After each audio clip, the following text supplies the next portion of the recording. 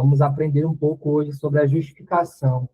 E hoje, além do nosso livro base, que é esse Guia de Confissão de Fé de Westminster, eu usei esse outro aqui, que é a Justificação pela Fé Somente, que é um livro muito bom. É um livro pequeno, mas muito bom sobre o assunto também. E eu acho até que foi o pastor Murilo que me deu de presente há uns 5 anos atrás, não sei.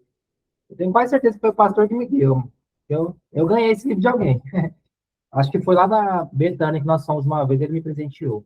E está sendo muito útil agora, né? Então vamos lá, falar sobre esse capítulo de número 11 da justificação.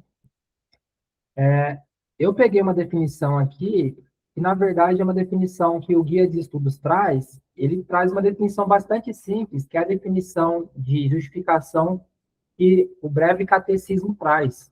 Lembrando os irmãos, o Breve Catecismo, que é o documento que vem depois da Confissão de Fé de Westminster, é de perguntas e respostas. E na pergunta 33, que fala sobre o que é justificação, a resposta é: justificação é um ato da livre graça de Deus, no qual ele perdoa todos os nossos pecados e nos aceita como justos diante de Deus, ou diante dele. Somente por causa da justiça de Cristo a nós imputada e recebida só pela fé.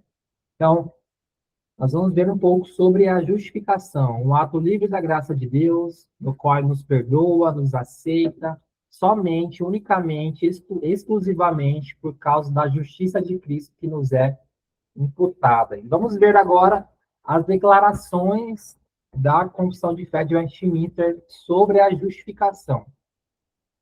Então, lá no primeiro parágrafo, diz assim: os que Deus chama eficazmente, que foi o conteúdo da nossa última aula, aqueles que chama eficazmente, de maneira irresistível, nos atrai a ele, também livremente justifica. Esta justificação não consiste em Deus infligir neles a justiça, mas em perdoar os seus pecados e em considerar e aceitar as suas pessoas como justas. Não consiste em Deus infundir justiça, tornar, mas perdoar e considerar pessoas. Eu estou enfatizando que nós já vamos falar sobre isso. Continuando a leitura. Deus não os justifica em razão de qualquer coisa neles operada ou por eles feita, mas somente em consideração da obra de Cristo, não lhes imputando como justiça a própria fé, o ato de crer ou qualquer outro ato de obediência evangélica. Então, nada que você faça, nem a sua fé, nem as suas obras, nada, mas imputando-lhes a obediência e a satisfação de Cristo, enquanto eles o recebem e se firmam nele pela fé, que não tem de si mesmo, mas que é dom de Deus. Se você tiver com a confissão de fé, às vezes alguma palavra vai estar diferente aqui, porque são traduções, né? Então, o livro traz uma versão, às vezes a versão que você tem é diferente, então não se assuste se tiver alguma diferença sutil em relação a um termo ou outro, né? Mas qual que é a ideia que esse primeiro parágrafo traz? Antes de nós falarmos sobre isso, o John MacArthur, naquele livro, ele diz que a doutrina da justificação pela fé é a doutrina, ou uma das mais importantes doutrinas da nossa fé reformada, desde a época ali da Reforma com Martim Lutero. E Martim Lutero afirmava que a doutrina ou o entendimento da justificação pela fé é o que determina se uma igreja fica em pé ou se ela cai. Qual que é a ideia? Que se eu entendo essa doutrina, se eu entendo que eu estou declarado justo por causa da obra de alguém, e esse alguém é o próprio Cristo, eu tenho uma fé legítima, uma fé saudável. Se eu não creio que Cristo imputa a justiça sobre mim, se eu não considero isso, se eu penso na minha justiça própria, então eu tenho uma fé falsa, uma fé que está fadada a morrer. Certa vez eu vi um vídeo do pastor Ronaldo Lidório, em uma igreja fechada, e ele fala: essa igreja fechou porque ela deixou de cumprir o chamado, deixou de obedecer a Deus, deixou de ser igreja.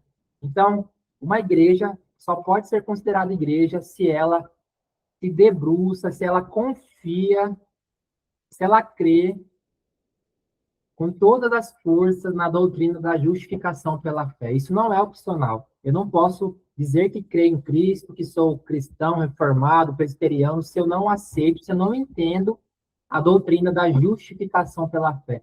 Que Deus me justifica por meio de Cristo.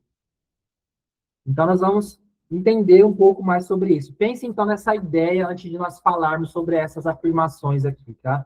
Pense em um grande tribunal, onde Deus ele é o juiz, onde você e eu éramos culpados, e Cristo ele assume essa culpa para ele, e agora Deus ele dá o veredito nesse grande tribunal, nos declarando justos.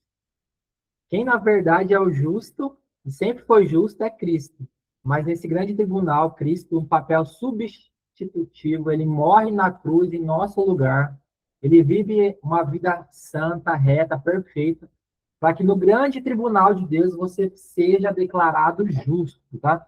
Então vamos lá. Primeiro, essa justificação, como diz aqui nesse primeiro parágrafo, ela é uma justificação livre. Deus, ele não precisa de nós para justificar, para nos justificar. Não precisa que eu dê um passo em diante, que eu faça alguma coisa para que eu seja justo. É algo livre. A sua vontade que é santa, que é perfeita, que é agradável, ele decide livremente nos justificar. Romanos 3:24 diz que, sendo justificados gratuitamente por sua graça, mediante a redenção que há em Cristo Jesus. É gratuitamente, é pela graça dele, nós não merecemos nada. É uma justificação livre nesse sentido. Mesmo que Deus saiba, conheça, conte os nossos pecados, ele tem o número exato de quantos pecados nós já cometemos e cometeremos o resto da vida, ainda que ele saiba tudo isso, ele não computa esses pecados contra nós. Porque, como eu disse, no grande tribunal de Deus, nós já fomos declarados justos. Isso é uma ação livre. Ninguém aconselhou Deus, ninguém o levou a tomar essa atitude, tá? É uma atitude livre dele, mediante a obra de Cristo. Além disso, essa justificação, ela é para todos aqueles que Deus chama. Na verdade, é a primeira frase lá, né? Os que Deus chama eficazmente, também livremente justifica. Romanos 8:30 diz: e aos que predestinou, a estes também chamou. E aos que chamou, a esses também justificou. E aos que justificou, a esses também glorificou. Então, todos aqueles que na eternidade Deus predestinou, escolheu, elegeu, todos esses que ele chama no tempo presente, ele também justifica. Não tem como Deus chamar alguém e não justificar alguém. Ele te chamou à fé, ele transformou o seu coração, então você pode ter certeza que no grande tribunal de Deus você já foi declarado justo, tá? Não são coisas que não podem ser dissociadas, não pode existir um crente sequer que não seja, né? Todos os crentes precisam ser justificados por Deus. Porque se não for assim, ele estaria condenado no tribunal de Deus e estaria destinado à condenação ao juízo eterno do Senhor. Então,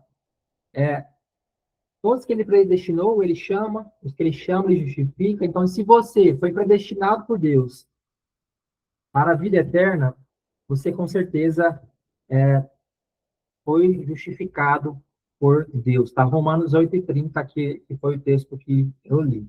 Além disso, essa justificação, ela não consiste em Deus infundir em nós justiça. Aqui, na segunda linha aqui, ó, voltei no slide anterior. Essa justificação não consiste em Deus infundir justiça. Por que que essa frase é muito importante? Porque existe uma diferença entre nós sermos justos e Deus nos declarar justo. Deus não nos torna justos. Você não se transforma em alguém justo, santo, perfeito. Nesse sentido, você é declarado, apesar dos seus pecados e ser quem você é, Deus te declara justo. Por que que isso é importante? Porque isso foi algo que lá os reformadores defenderam muito lá na Reforma Protestante, no século XVI, falando sobre a justificação somente pela fé, que ninguém era salvo pelas obras, pelo pagamento de indulgência, por aquilo que precisava fazer para a igreja, para que então a igreja devolvesse a salvação ou fizesse algo em troca, não. Isso foi muito importante porque os católicos, até hoje, tá? Eles creem que Deus infunde em nós justiça, que Deus nos torna justos. Eles confundem algo que nós chamamos de santificação. Então, para eles, quando alguém é salvo, Deus torna essa pessoa justa, só que essa justiça ela vai durar a vida toda, inclusive até depois da vida. Essa é uma visão católica. Por isso que para eles existe o purgatório. Porque ele pensa, a pessoa está sendo justificada, é um processo. Então, se ela pecou e não pagou como deveria em vida, nós podemos fazer algo para que essa pessoa tenha os seus pecados apagados, saia do purgatório e tenha, então, a sua alma livre. Por quê? Porque eles creem que a justificação é um processo de que Deus vai nos tornando justo. Mas a visão reformada, a visão presbiteriana, né, a visão da confissão de fé de Westminster é contrária a isso. Fala, não, Deus nos declara, não nos torna, não infunde em nós justiça, tá? Por que que isso é importante? Porque é verdade que Deus, em certo sentido, tem até texto que diz que Deus cada vez nos torna mais justos, mais santos. Só que isso é o que nós chamamos de santificação. Esse processo que depois que Deus nos salva, ó, Deus nos chama eficazmente, Deus nos declara justo, depois que Deus nos declara justo, que vai começar o processo de santificação. Ele vai começar a trabalhar na minha vida para que eu me torne mais parecido com Cristo. Para o católico quando a pessoa é salva, ela já vai se tornando justa, tá? É diferente. Então, eles confundem algo que para nós é bastante claro. Deus nos declara: já sou justo, ainda que eu peque e eu vou pecar. E agora existe outra coisa que chama santificação, que é um processo incompleto nessa vida. É algo que só vai ser definitiva ou plena quando Cristo voltar, quando nós tivermos nossos corpos, nossa vida por completo restaurada. Então, os santos, aqueles que são declarados justos, eles continuam a pecar e precisam lidar com essa realidade. Não é como o católico pensa, apostólico romano, né? O católico apostólico romano pensa que não, ele peca, então ele precisa fazer para continuar sendo justo, como se ele fosse perder essa justiça de Deus. E na verdade, quando ele fala isso, ele na verdade está pensando na justiça imperfeita do pecador e não na justiça perfeita de Cristo. Porque pensa, se Deus me declara justo, a minha justificação, a minha fé está em um fundamento bastante sólido. Agora, se eu, como os católicos pensam, preciso, dia após dia, buscar ser justo, essa é uma guerra que você nunca vai ganhar, né? Porque você sempre vai pecar, sempre vai errar, você nunca vai conseguir, pela sua própria justiça, ser justo diante de Deus. Ninguém é capaz. Por isso que Cristo precisou vir à Terra.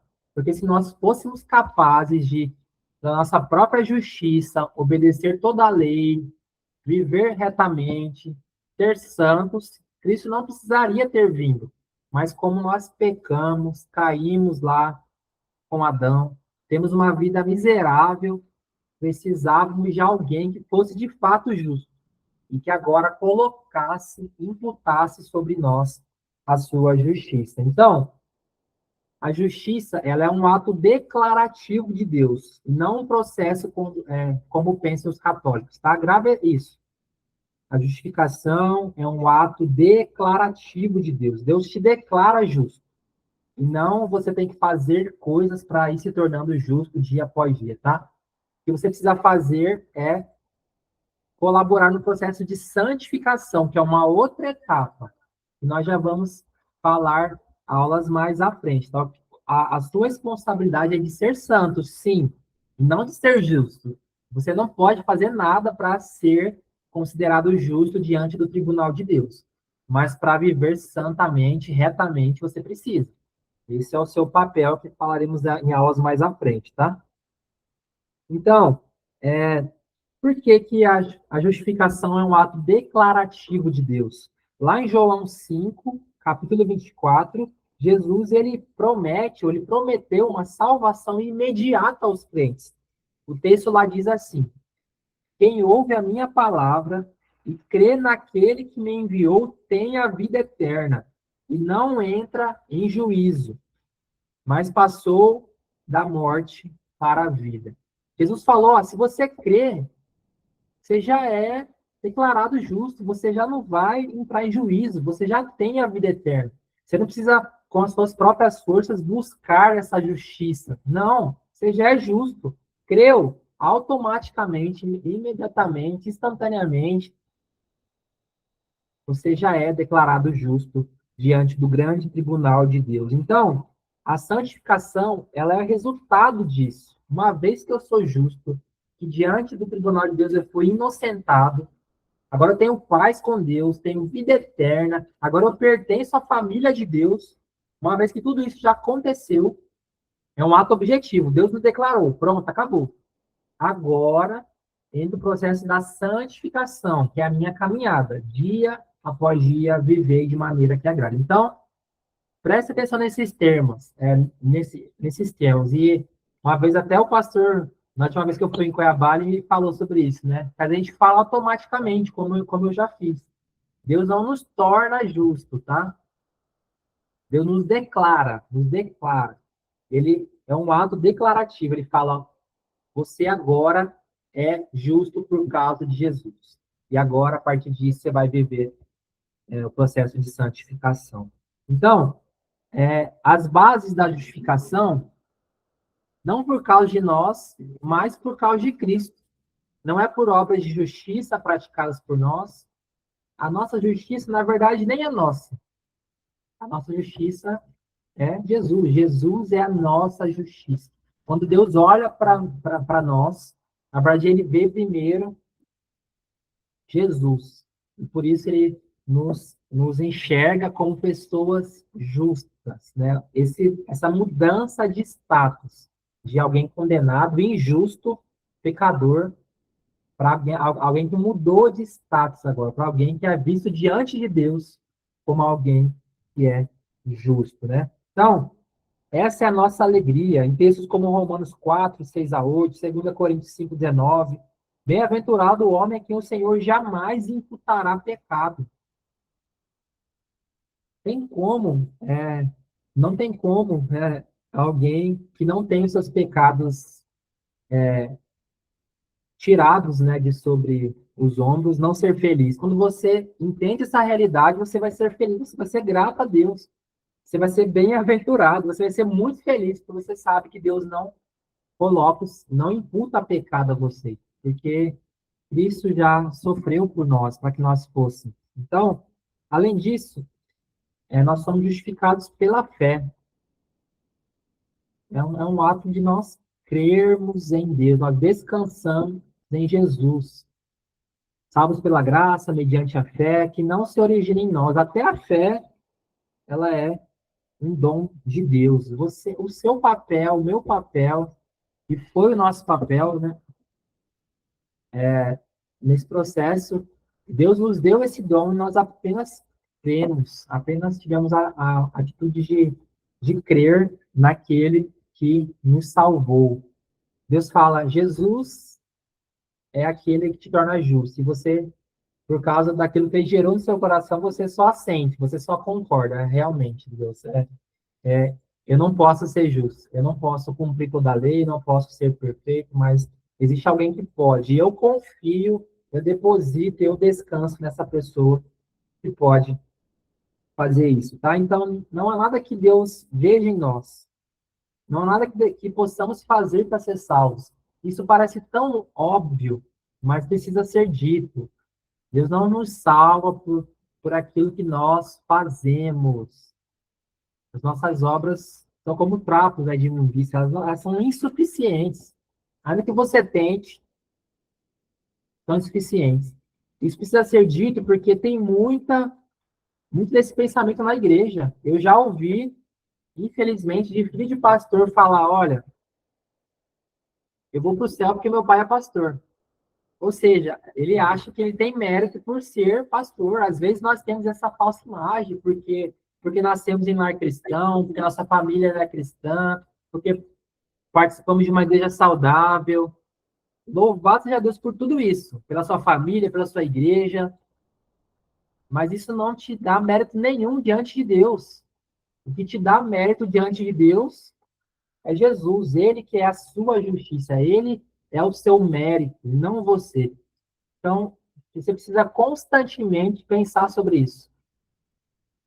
Pensar que se você não tem um pouco desse orgulho, desse pensamento de pensar que você fez alguma coisa para conquistar, ou que você, depois que foi salvo, agora você faz alguma coisa. Agora você pensa, fala, ó, agora eu vivo tão bem, me comporto tão bem que realmente eu mereço ser salvo por Deus. Eu mereço ser declarado justo diante do tribunal, tá? Não pense isso, não pense, tá? Jesus é nossa justiça. Então, Jesus, como diz lá nesse mesmo parágrafo, Deus não aceita o nosso ato de crer, o nosso arrependimento, a sinceridade do coração. Isso é um ponto importante. Tem muito crente que pensa que se ele for sincero, e muitas vezes ele é, se ele tiver arrependimento sincero, tudo sincero, Deus vai aceitar. Deus não nos aceita. Isso agrada a Deus. A sinceridade, o nosso arrependimento, nós nos humilharmos diante da situação de pecado, tudo isso agrada a Deus. A nossa fé, mas não é por isso que Deus nos aceita. Não é pelos nossos atos de fé, pelas nossas boas obras que Deus nos aceita. Ele nos aceita única e exclusivamente por causa de Cristo, tá? Isso tem que ficar bastante claro para nós. É muito comum, depois de um tempo de igreja, de caminhada com Deus, de amadurecimento, de crescimento espiritual, você pode cair nesse engano. E, na verdade, é um farisaísmo, né? É sobre isso que Jesus ele adverte lá em Mateus, capítulo 7, versículo 22. E muitos naquele dia, quando Cristo voltar, eles vão ter muitas surpresas, porque eles vão falar, mas em teu nome nós fizemos isso, fizemos aquilo, expulsamos demônio, pregamos, fizemos milagres. E Jesus vai falar que não conhece eles, porque de fato eles achavam que eles mereciam a salvação. Eles confiavam na justiça própria, naquilo que eles eram capazes de fazer, e não na justiça que vem de Deus, tá? Então, Deus, ele estabeleceu Cristo como o único que nós precisamos. Ele é a nossa sabedoria, santidade, redenção. Jesus é a nossa justiça. Com certeza, ele é a nossa justiça. Deus nos justifica imputando a nós a obediência e satisfação de Cristo. Está aí na parte esquerda inferior. Justiça salvadora. Não a nossa fé ou obediência, como eu disse, nada que fazemos, mas a de Cristo. Deus nos imputa a obediência e satisfação de Cristo.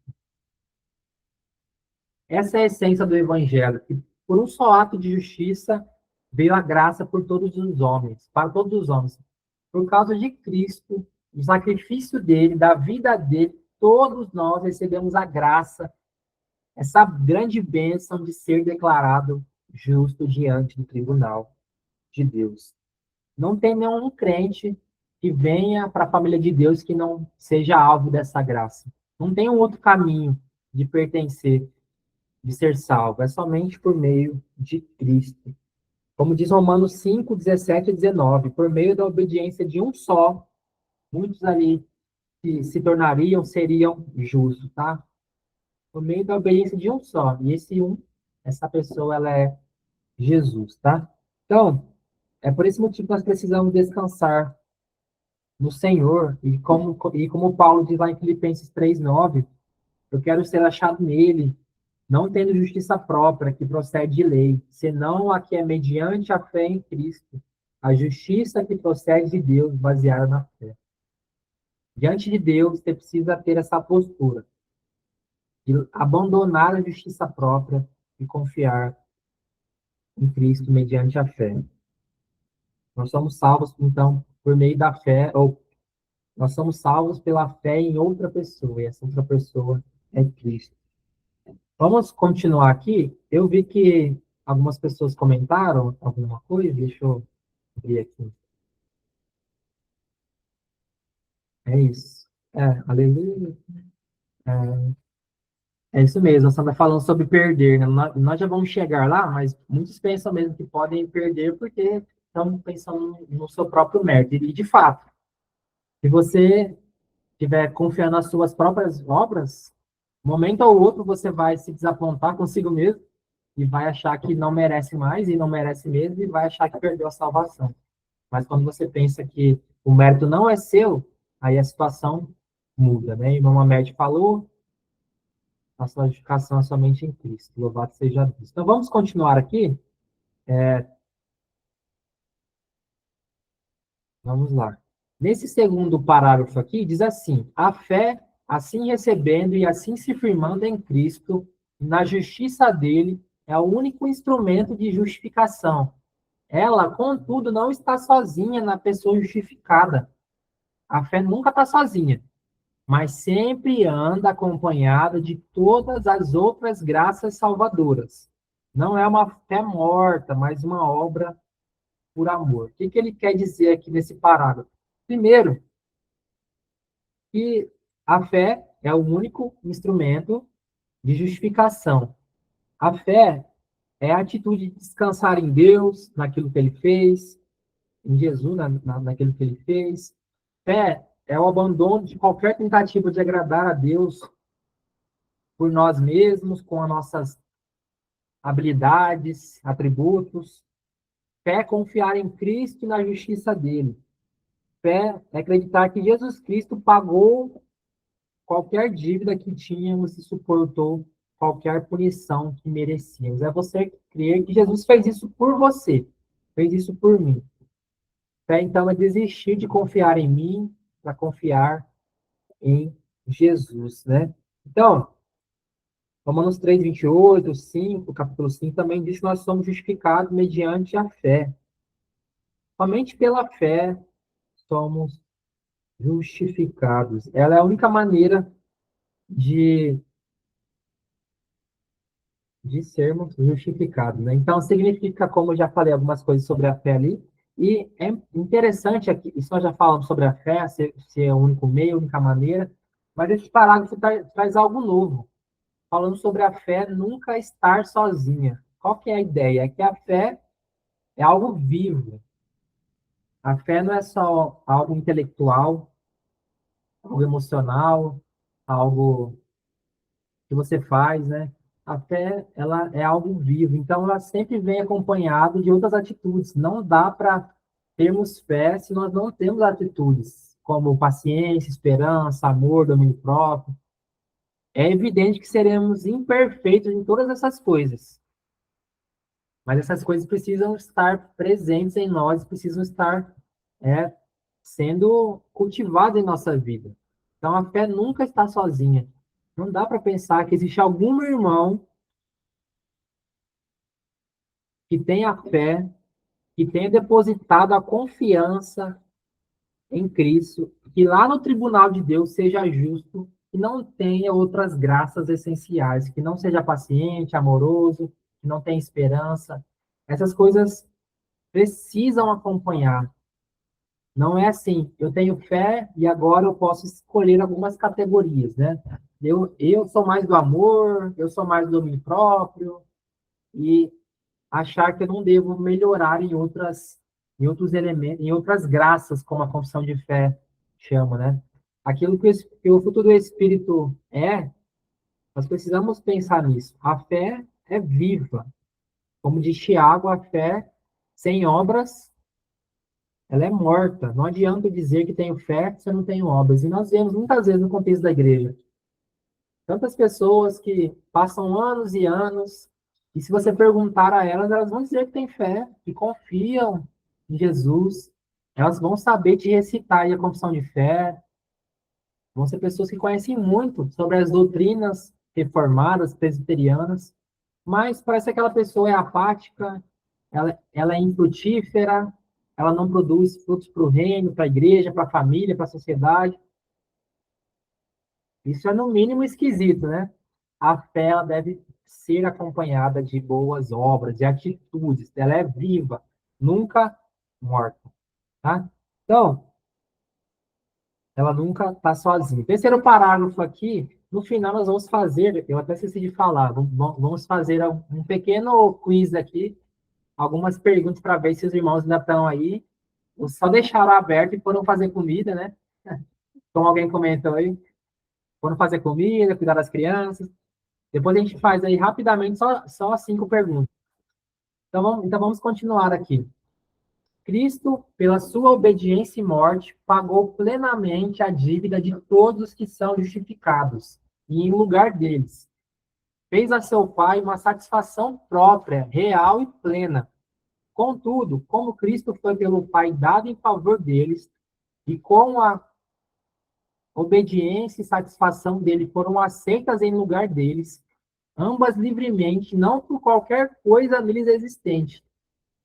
A justificação deles, ou nossa justificação, é só da livre graça, a fim de que tanto a justiça restrita, ou a perfeita justiça de Deus, como a abundante graça de Deus sejam glorificadas na justificação dos pecadores. Bastante informação. Então vamos lá. Primeiro sobre Cristo, por meio da obediência e morte, pagar plenamente, completamente, inteiramente a dívida de todos os que são justificados. Então, Cristo, ele não paga a nossa dívida parcialmente, é plenamente. Aquilo que nós falhamos em obedecer, Cristo paga completamente. Por isso que você não precisa se preocupar.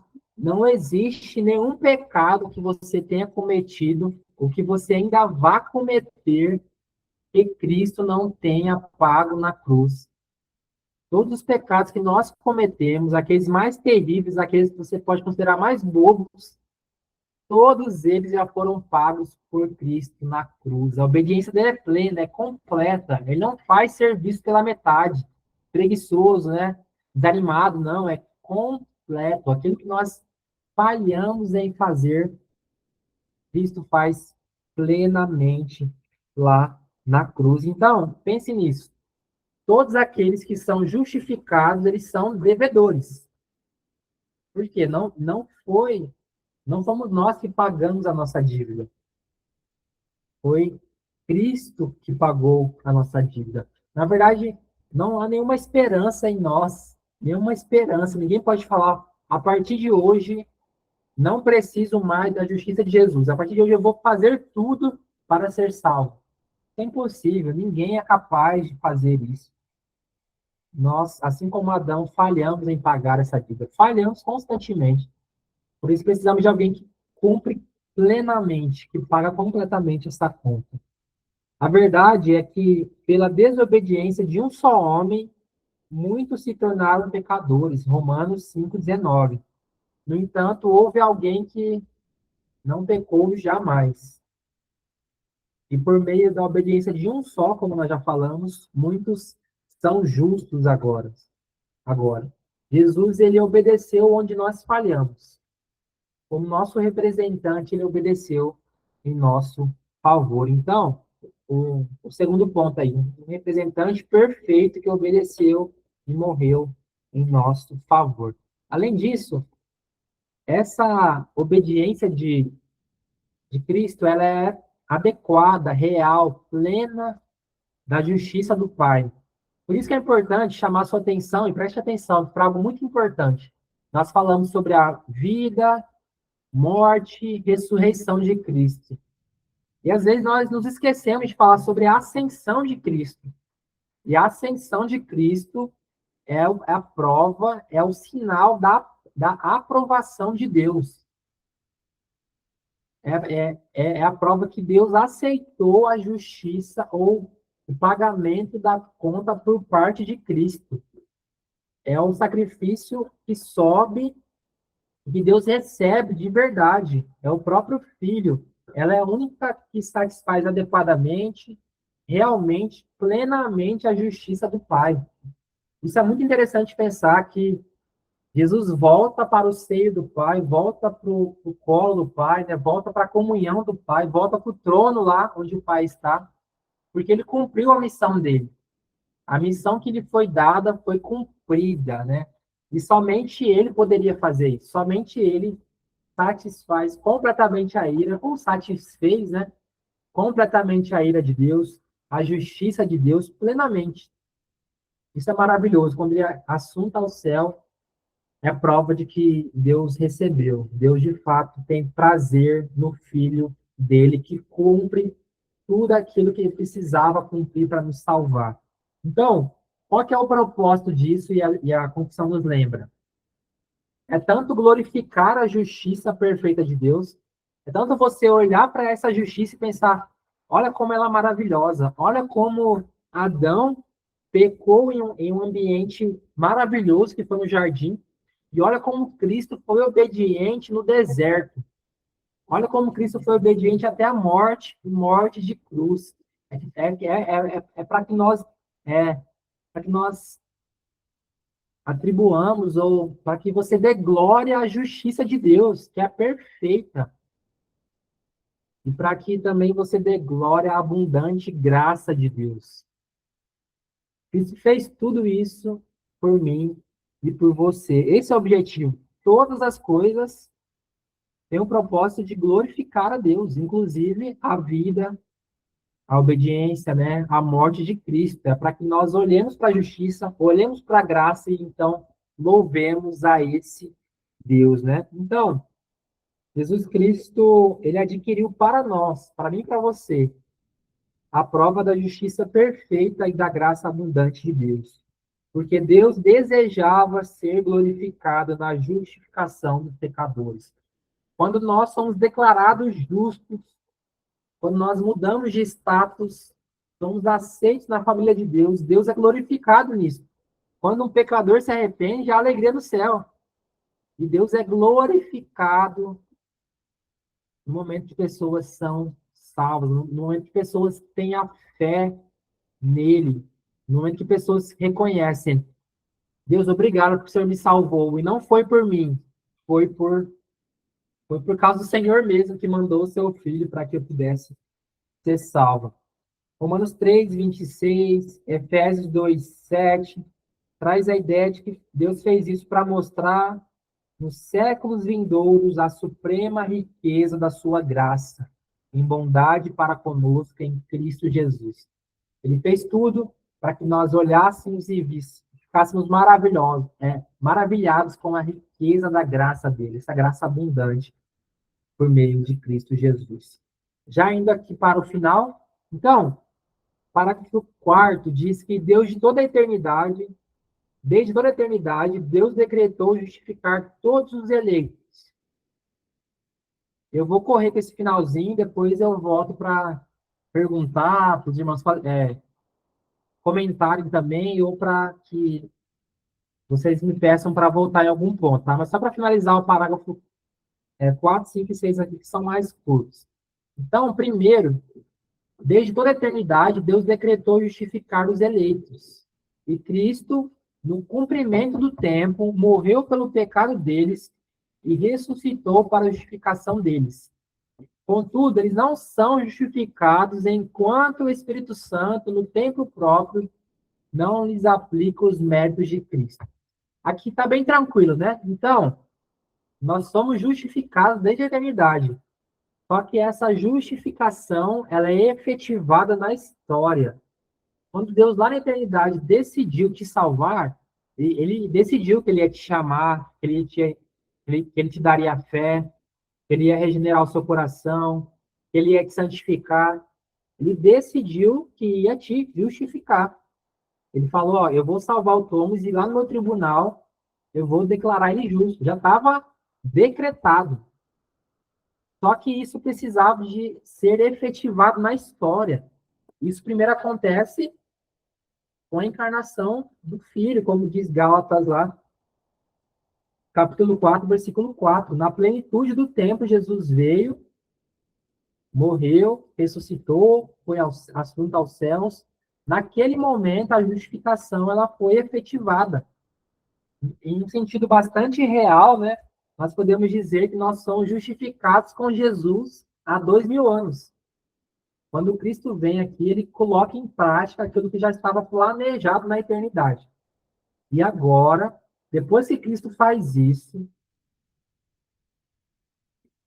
quando nós cremos nele, o Espírito Santo aplica os méritos de Cristo a nós, nesse momento, no exato momento, tá? Então, tem um evento na eternidade e tem dois eventos na história. Eternidade antes que houvesse tempo. E dois eventos na história. O primeiro é Cristo vindo para efetivar a justificação. E segundo, é essa justificação sendo aplicada à vida dos crentes. No momento que nós, então, diante de Deus, somos declarados justos, né? Isso é muito interessante, porque existem pessoas aí fora que Deus decretou justificar, que Deus elegeu, escolheu, mas que essas pessoas ainda não foram, não ainda receberam, não foram alcançados, ainda não ouviram desse evangelho, ainda não foram tocadas pelo Espírito Santo. Então, essas pessoas ainda não são justificadas. Isso é muito interessante. Elas foram eleitas, Deus já decidiu justificá-las, mas vai existir um momento na história dele que essa pessoa ela vai ser declarada justa. Tem muitos irmãos aqui que viveram uma vida longe do Senhor e se converteram mais velhos, né? Você não foi sempre declarado justo. Quando você se converteu, né? Quando Deus te converteu, mudou seu coração, com seus 20, 30, 10 anos de idade, né? 40, naquele momento, o seu status no tribunal de Deus é mudado, tá? Isso fica bastante claro, isso é muito interessante. Deus já havia decidido, eu vou salvar você. Mas naquele momento que você creu, que o Espírito aplicou em você, então você passou a ser declarado justo diante de Deus. Isso é uma, muda o seu status. Como se ele te tirasse do inferno mesmo e te colocasse agora no céu, na vida eterna, na presença dele, tá? Naquele momento isso aconteceu com você. E para você que cresceu no contexto da igreja, talvez isso tenha acontecido ao longo do tempo, foi gradativo, né? Quando você foi tendo consciência, o Espírito aplicou na sua vida, foi te iluminando e são realidades diferentes, né? Mas sempre foi o Espírito Santo de Deus que precisou aplicar em nós os méritos de Cristo, para que nós fôssemos, então, vistos, enxergados como justos diante de Deus. Então, tem um tempo certo. Muitos daqueles que ainda nem foram alcançados serão um dia alcançados pelo Espírito Santo. Então, elas vão ter o status de justas diante de Deus, tá?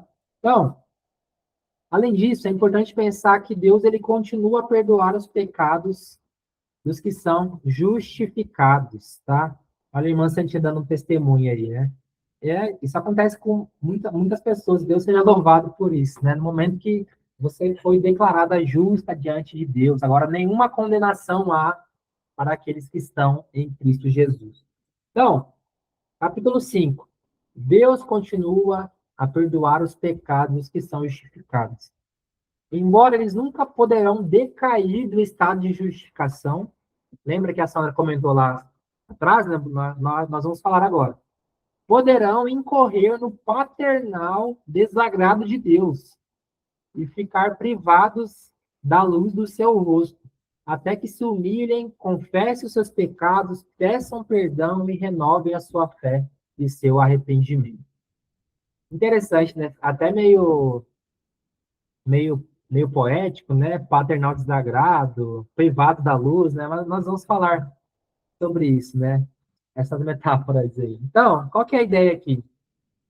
Nós somos pecadores salvos. Lembra que a justificação é um ato declarativo de Deus. Deus já te declarou justo e não te tornou. Uma vez que ele te declarou justo, você ainda tem algumas atitudes de pessoas pecadoras. Então, o estado de justificação, ele nunca vai mudar. Você nunca vai deixar de ser justo, você nunca vai perder a salvação. Porque o fato de você ser declarado justo implica que você é salvo, tá? Então, você não vai perder a salvação, você não vai perder esse status. Você nunca vai cair dessa graça. Deus nunca vai te deixar você se perder. Mas você vai continuar, você vai ter eventualmente pecado, você vai continuar pecando. E quando você faz isso, quando nós pecamos, a confissão ela traz algumas referências aqui, lembrando de Davi, lembrando de alguns homens de Deus que caíram no paternal, como ele diz aqui, ó, paternal desagrado de Deus, ficando privados da luz do seu rosto. A ideia de que quando nós pecamos, Deus pesa a mão sobre nós, o Espírito dele entristece nosso coração, nós ficamos ali tristes por causa do pecado, nós nos arrependemos. Por quê? Porque nós precisamos lidar ainda com a realidade do pecado. Você foi declarado justo. Você não vai perder a salvação. Você é um pecador salvo. Você não é só salvo, você é pecador, você precisa lidar ainda com os pecados. Por isso que você precisa ser lembrado constantemente de Jesus Cristo, que esse sim é o justo. Ele que propicia, que paga os pecados no seu lugar. Ele que é o seu advogado junto ao Pai. Então, ainda que você não possa perder a salvação, esse parágrafo diz que você pode ainda ter consequências. Ser privado da luz da face do Senhor, essa ideia de como se Deus deixasse a sós, né, nos desamparasse, não que ele nos desamparasse, mas esse peso que o pecado traz, ele tem um único objetivo de nos fazer voltar para o Senhor. Quando nós pecamos, ficamos tristes. Quando o Espírito de Deus nos incomoda, o objetivo não é nos humilhar, não é que Deus pise em nós, é apenas nos restaurar, nos levar de volta para a comunhão. E é isso que nós precisamos fazer com nossos irmãos, nossos familiares, quando eles pecam. Ter a mesma atitude que Deus tem para conosco. Você pode até ficar chateado, mas o seu objetivo deve ser restaurar, trazer aquela pessoa de novo para a luz da face, né, de Deus, de volta para a presença, para a comunhão de Deus, né? Então, esse parágrafo fala que a restauração exige humilhação, confissão, renovação constante do arrependimento e da fé. Porque se você entende, ok, eu sou justo diante do tribunal de Deus, mas eu sou um pecador miserável, tanto quanto o meu irmão. Quando ele peca, você não vai se considerar melhor. Você também é um pecador, você vai ajudá-lo a retornar para os caminhos do Senhor, tá? Então, para finalizar aqui, como é que se dava essa justificação no Antigo Testamento? É interessante. O último parágrafo agora, já está chegando no nosso horário. A justificação dos crentes sobre o Velho Testamento era, em todos esses aspectos, uma e a mesma justificação dos crentes sobre o Novo Testamento. Nós, muitas vezes, tendemos a separar muito o Antigo do Novo, como se fosse modos de salvação diferentes, forma diferente, não, tá? Sempre as pessoas foram salvas por meio de Cristo, mesmo no Antigo Testamento, sempre foram salvos, melhor dizendo, mais precisamente, por meio da fé, da justificação pela fé. Então, no Antigo Testamento, os santos, o povo de Deus, eles eram justificados pela graça mediante a fé. Eles olhavam para frente, aguardando a promessa do Messias. Então, pela fé, Abraão foi salvo, porque ele cria na cidade que tem fundamentos, né, como diz Hebreu, ele cria na promessa do Messias que viria restaurar Israel, que viria trazer a redenção para o povo de Deus. Eles criam. Todo o povo de Deus sempre foi salvo do mesmo modo. Eles olhavam para frente. E agora nós, no Novo Testamento, no tempo presente, nós olhamos para trás. Agora Cristo já veio. Ele já cumpriu a obra de justiça dele. Agora nós olhamos lá para trás, olhamos para a cruz, olhamos para a vida de Cristo, olhamos para a morte, ressurreição, ascensão dele, e agora, pela fé, né, pela graça, mediante a fé, nós somos salvos, tá? Então, é apenas uma questão de perspectiva, né, de horizonte, se poderia dizer, né? Sempre as pessoas precisaram ser justificadas diante do tribunal de Deus. No Antigo Testamento olhavam para frente, e nós agora olhamos para trás, né? Porque, como diz Hebreus ali 13:8, que é o que está no meio do slide, é que Jesus Cristo, ontem, hoje, é o mesmo e será para sempre. Então, ontem, hoje, para sempre. Sempre Jesus, a justiça dele é o meio pelo qual as pessoas eram salvas, tá? Então, não pense que isso é diferente no Antigo, no Novo, sempre precisávamos confiar, crer, ter fé no Messias. No antigo, o Messias que ainda faria. E agora no novo, o Messias que já fez, que já realizou, que já consumou essa obra na cruz. Bom, deixa eu respirar aqui, para a gente fazer umas perguntas. Mas antes, até aqui, alguma questão vocês gostariam de falar? Queria que eu voltasse a algum slide, alguma situação que vocês querem comentar, ou então eu vou para as perguntas, aí vocês podem ir falando enquanto a gente vai vendo aqui. Somente 5 perguntas, tá? Rapidamente. Essa frase para fechar. A justificação sempre foi um dom de Deus. Cristo salve somente Ele. Sempre fomos justificados porque Deus nos deu esse presente que nós não merecíamos e éramos incapazes de conseguir. Então, vamos lá. Só para finalizar aqui, né? Sobre essas algumas perguntas aí. Se vocês quiserem abrir aí, rapidamente, tá? Para a gente não perder muito tempo, né? Se vocês querem descansar, né?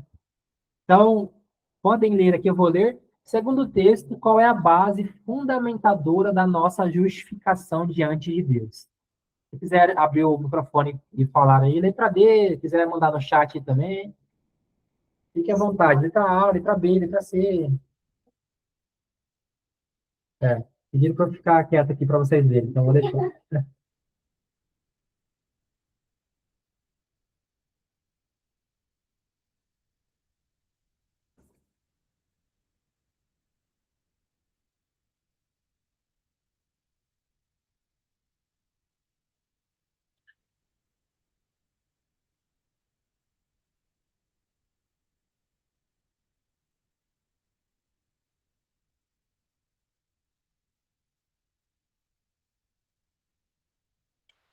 Letra C.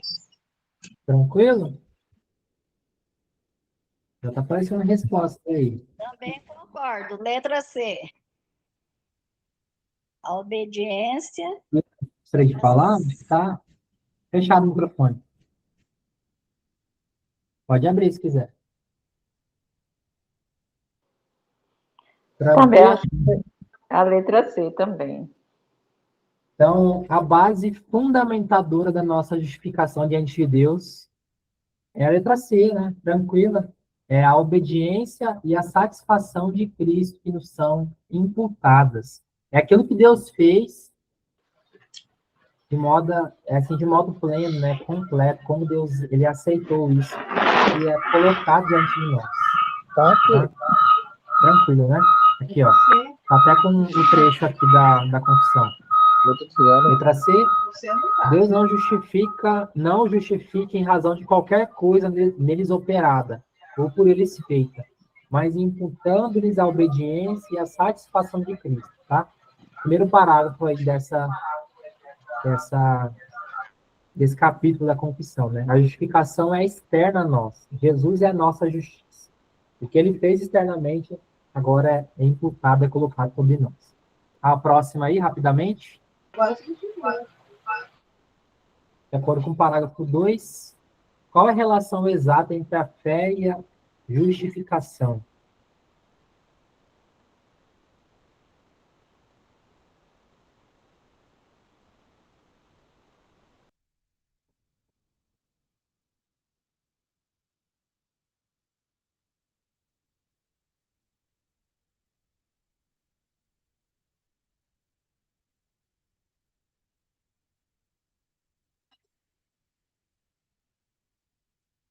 30 segundos aí.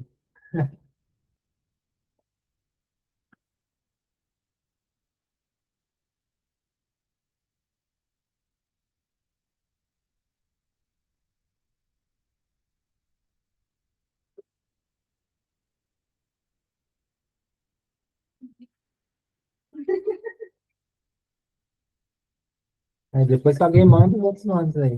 Ficam com. Então, mas eu li tudo e concluí que é a B. Eu nem vi as Não tá respostas, aparecendo porque mais quando eu slide para lendo eu vocês? enxergo outra coisa. Tá, né?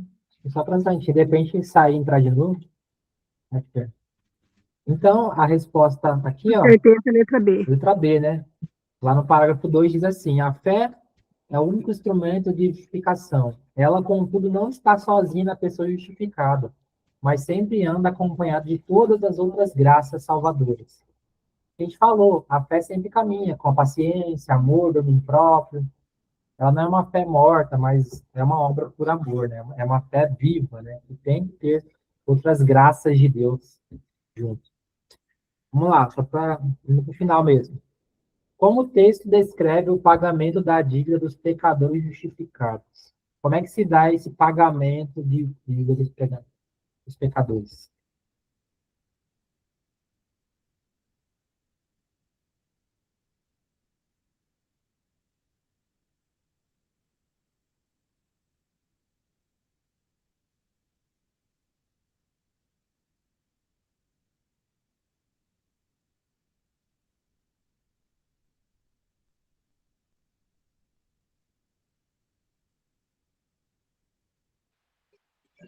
Letra D. Sem dúvida, a letra D.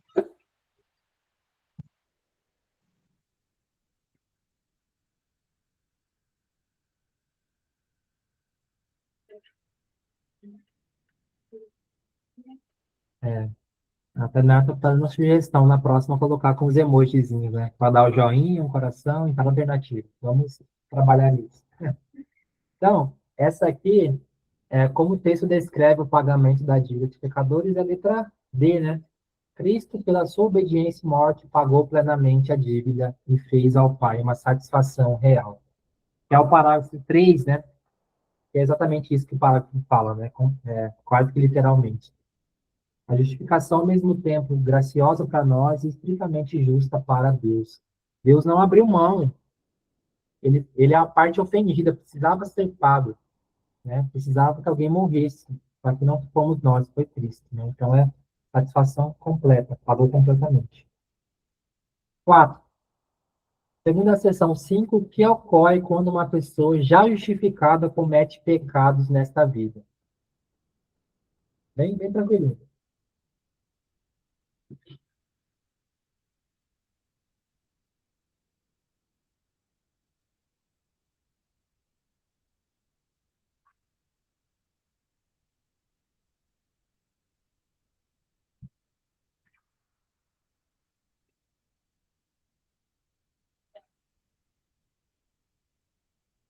Penso que é a letra C.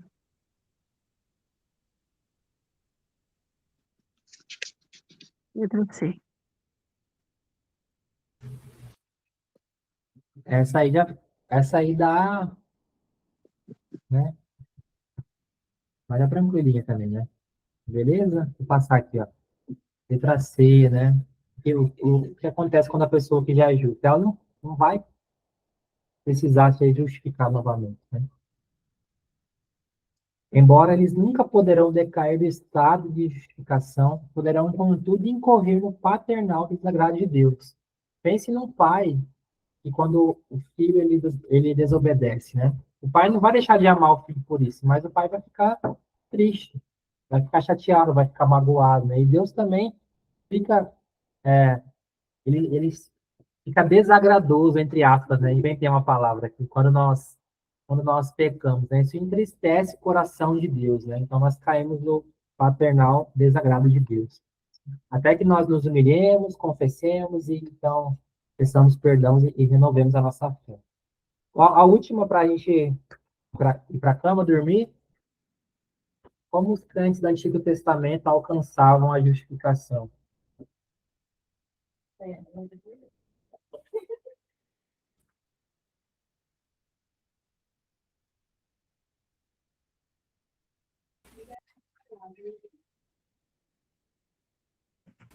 Letra B. Era exatamente a Letra minha. B, Eita. pelos sacrifícios.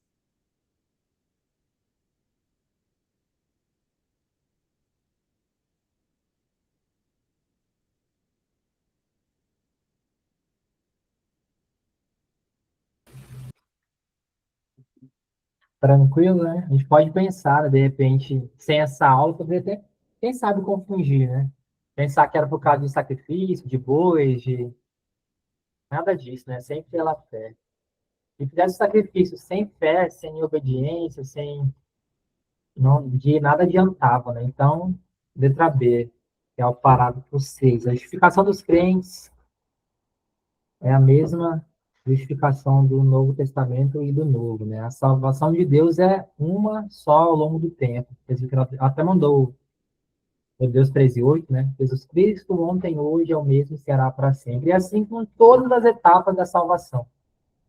Sempre foi a mesma, tanto para mim quanto para Davi, Samuel, Moisés, etc, né? Então é isso. Parabéns para quem passou, quem ficou de recuperação.